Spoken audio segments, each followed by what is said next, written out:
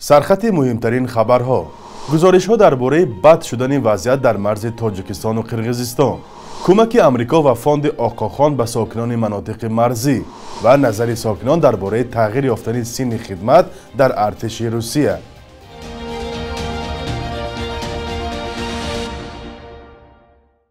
درود بینندگان عزیز، خوش آمدید به برنامه نویدی بامدادی. امروز 25 ایول است. ساکنان منطقه های نزد مرزی تاجیکستان شکایت دارند که روز 24 ایول نظامیان قرقیز و ساکنان دهه آقسای یگانه راه به سمت واروخ را بستند. اداره مرزبانی قرقیزستان گفته است از جانب پاسگاه تاجیکستان صدای تیر آمد و حالا وضعیت آرام است. حداقل 3 همصحبت رادیو آزادی در شهر اسفره گفتند از نیمه روز 24 ایول تا ساعت 21 راه از واروخ به سمت شهر اسفره که از میان دهه آقسای میگذرد بسته بود. یک همصحبت ما گفت نظامیان قرقیز در راه ایستادند و ساکنان به سمت ماشین‌های تاجیکستان سنگ پرتافتند. از طرف ما دست کم 3 کس مجروح شد، گفت همصحبت ما. رادیو آزادی فعلا نمیتواند مستقلانه این خبر را تصدیق کند. نیروهای مرزبانی قرقیزستان با پخش اظهارات گفته است ویدیو از تیرپرانی در مرز با تاجیکستان حقیقت ندارد، در حالی که جانب تاجیکستان تا حال رسما در این باره چیزی نگفته است. اداره مرزبانی قرقیزستان گفته است از طرف پاسگاه پلاتین تاجیکستان 2 مرتبه صدای تیر شنیده شد. در این روز فوراً واخوری مقامات مرزبانی قرقیزستان و تاجیکستان برگزار شد. در جریان ملاقات جانب تاجیکستان اطلاع داد که سرباز قطاری در وقت تفتیش یراق تصادفاً 2 مرتبه آتش کشیده است. زخمیان نیستند، آمده است در اظهارات اداره مرزبانی قرقیزستان. مقامات تاجیکستان تا حال در این باره رسما چیزی نگفتند و تصدیق درستی وضعیت مشکل است. مرز تاجیکستان و قرقیزستان که نزدیک 300 کیلومترش تا حال معین نشده است، سالهاست به مکان نزاع میان ساکنان و نظامیان تبدیل شده است. دو طرف به سر آب و زمین و چراگاه بارها با هم مناقشه کردند و همیشه یکدیگر را در سر زدن حادثه ها گناهکار میکنند. از مرز یک خبر دیگر هم داریم، اما خبر خوشحال کننده.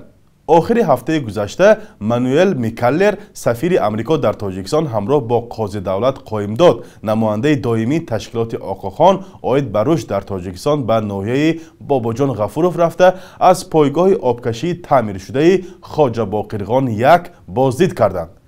صحیفه رسمی سفارت امریکا در فیسبوک نوشته است با افتتاح شوی این پایگاه آبکشی تعمیر شده بیش از 100,000 نفر ساکنان ناحیه باباجان غفوروف به آب پالزی دسترسی پیدا خواهند کرد.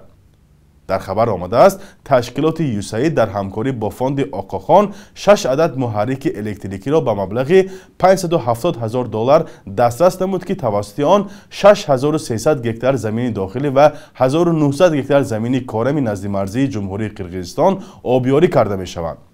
افتتاح این پایگاه در حالی است که بهار امسال دهقانان و کشاورزان ناحیه‌های نزد مرزی تاجیکستان با قرقیزستان بارها از بی‌آبی شکایت کردند.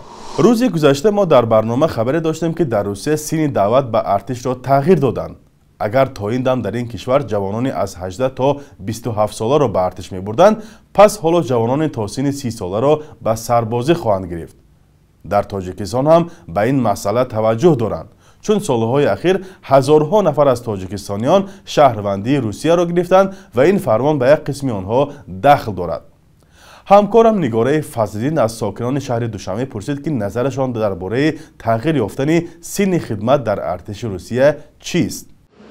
روسیه با خاطر اوکراین جنگ کردیسم با خاطر همون باشه البته. همین خوب است تا 30 سالگی بچه‌ها ارتش روند.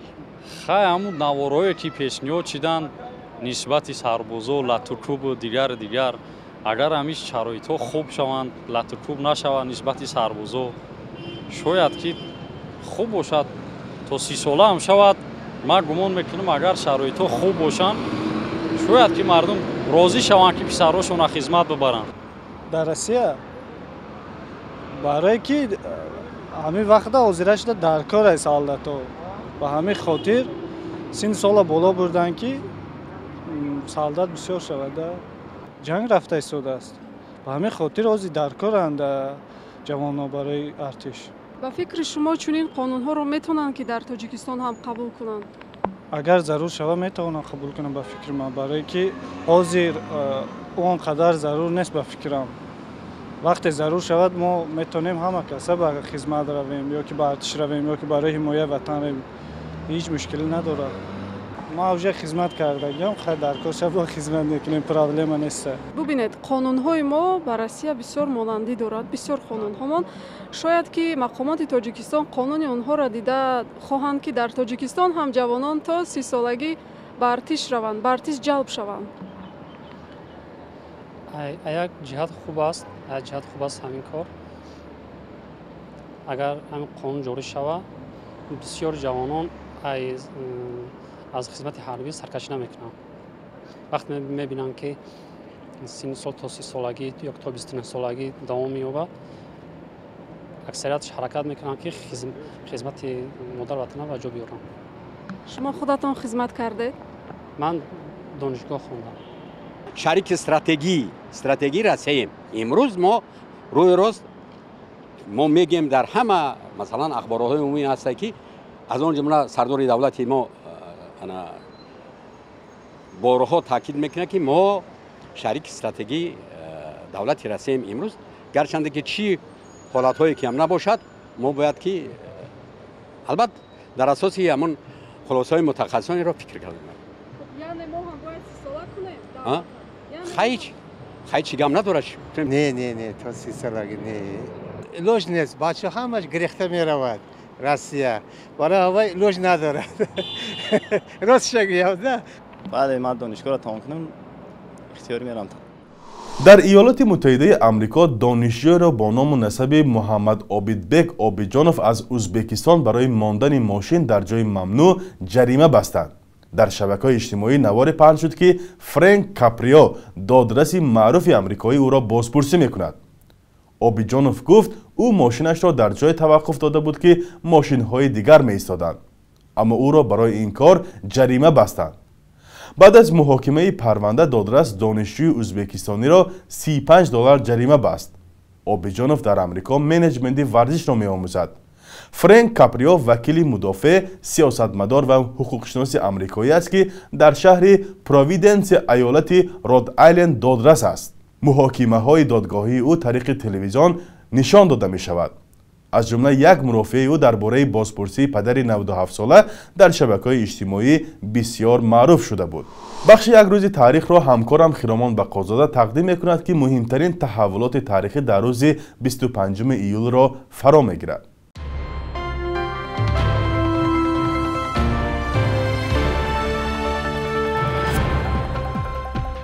25 июли соли 1930 бо як қарори кумитаи марказии ҳизби коммунисти иттиҳоди шӯравӣ таҳсили ҳатмии ибтидоӣ барои кӯдакони 8 то 10 сола ҷорӣ шуд ва то соли 1937 хониш дар мактаби миёнаи 7 сола ба як талаботи ҳамагонӣ табдил гардид.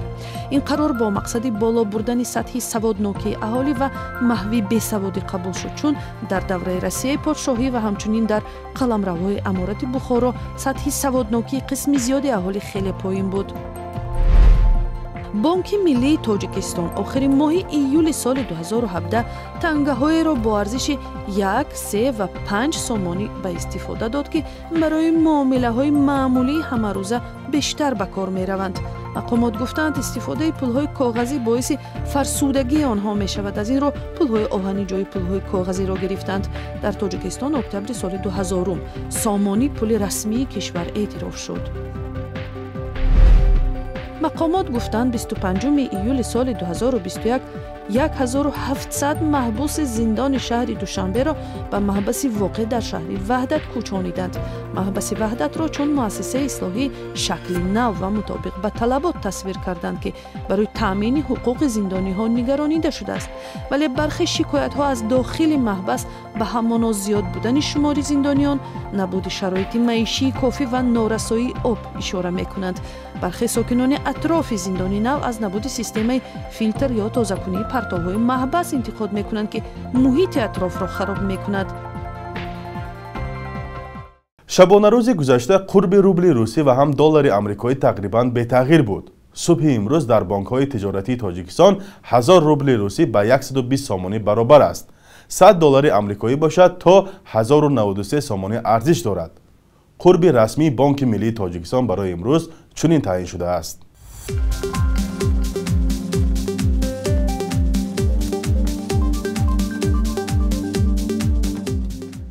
بینندگان عزیز، این آخرین بخش در برنامه نوید بامدادی بود. منتظر نظر و پیشنهادهای شما هستیم. تا فردا، خدا نگهدارتان.